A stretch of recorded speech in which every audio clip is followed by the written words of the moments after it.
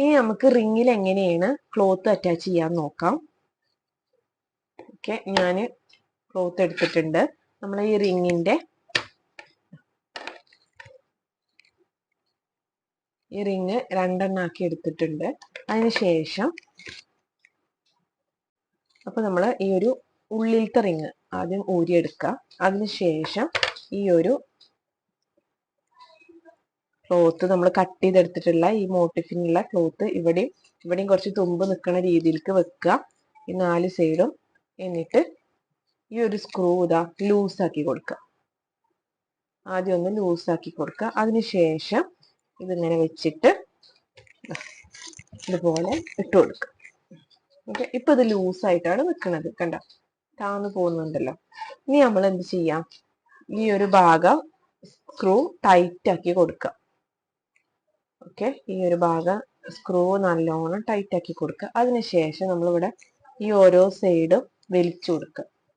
ഈ ക്ലോത്ത് വലിച്ചു കൊടുക്കുക.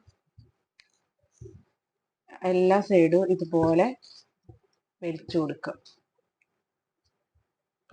നല്ല ടൈറ്റ് ആയ കാരണം വലിക്കാൻ പറ്റണില്ല എന്നുണ്ടെങ്കിൽ ജസ്റ്റ് ആ ഒരു സ്ക്രൂ തിരിച്ചിട്ട് ഒന്ന് ലൂസ് ആക്കിയിട്ട് ഒന്ന് വലിച്ചു കൊടുത്തതിന് ശേഷം സ്ക്രൂ ടൈറ്റ് ആക്കി കൊടുക്കുക കേട്ടോ.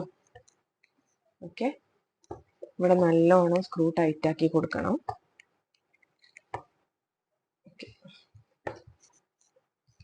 എന്നിട്ട് ഇപ്പൊ നമുക്ക് നേരത്തേനേക്കാളും താന്നു പോണില്ലല്ലോ, ഇത് ടൈറ്റ് ആയിട്ടുണ്ട്.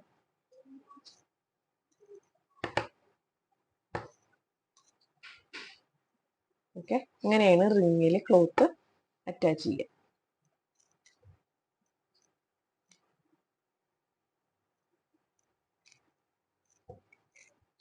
ഓക്കെ ഓക്കെ, അത് മനസ്സിലായെന്ന് വിചാരിക്കുന്നു. ഇനി നമുക്ക് ഫസ്റ്റ് സ്റ്റിച്ച് എങ്ങനെ ചെയ്യാൻ നോക്കാം. ഓക്കെ, അതിനാദ്യം ഞാൻ സ്റ്റിച്ച് ബോർഡാണ് എടുക്കുന്നത്.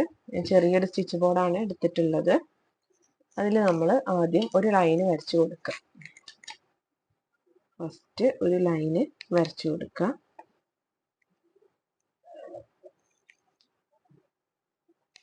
ഓക്കെ,